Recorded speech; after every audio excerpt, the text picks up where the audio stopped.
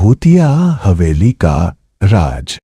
गांव के किनारे एक पुरानी और खंडहर हवेली थी जिसे लोग शापित हवेली कहते थे।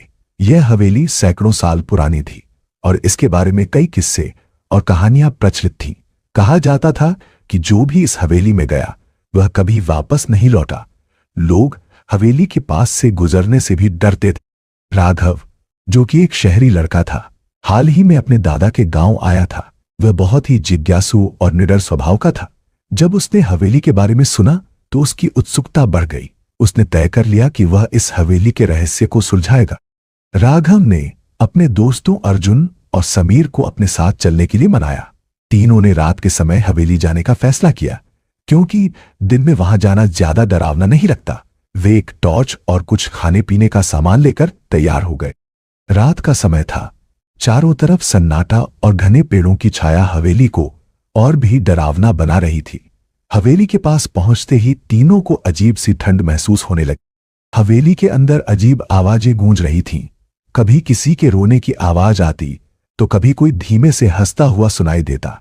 दीवारों पर खून के धब्बे थे और फर्श पर जंग लगे हथियार बिखरे हुए थे। अर्जुन ने डरते डरते पूछा, भाई ये सही है ना? कहीं कुछ हो न जाए। राघव ने जवाब दिया, हम सच का पता लगाने आए हैं, डरो मत। जैसे ही वे हवेली के मुख्य कक्ष में पहुंचे, एक पुराना झूला हिल रहा था, जबकि वहां हवा का कोई झोंका तक नहीं था। मुख्य कक्ष के पीछे एक बड़ा सा दरवाजा था जिसे ताला लगा हुआ था। राघव ने उसे खोलने की कोशिश की, लेकिन ताला जंग लगा हुआ था। तभी उनकी टॉर्च की रोशनी अपने आप बुझ गई। अंधेरे में उन्होंने महसूस किया कि कोई उनके पीछे खड़ा है। समीर ने चीखते हुए कहा, यहां से भागो।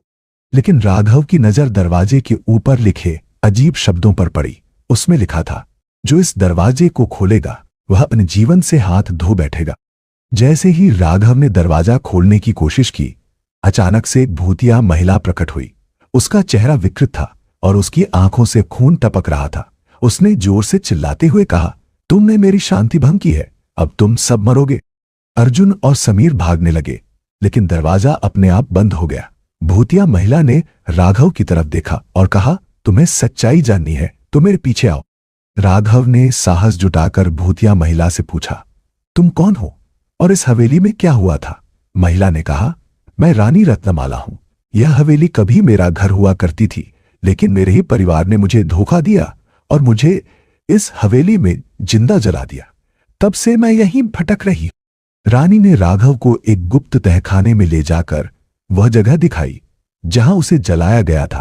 राघव ने देखा कि वहां एक कंकाल पड़ा था और उसके पास एक सोने का हार रखा हुआ था। रानी ने कहा, अगर तुम मेरा बदला लेना चाहते हो तो इस हार को लेकर मेरे हत्यारे के वंशज को ढूंढो। यह डिफॉल्ट हिंदी पाठ है। वॉइस जनरेट करने के लिए शब्दों को अधिक से अधिक पैराग्राफ में रखें। बेहतर परिणाम के लिए एक पैराग्राफ में केवल 20 से 25 शब्द ही रखें, अन्यथा वॉइस की गुणवत्ता प्रभावित हो सकती है।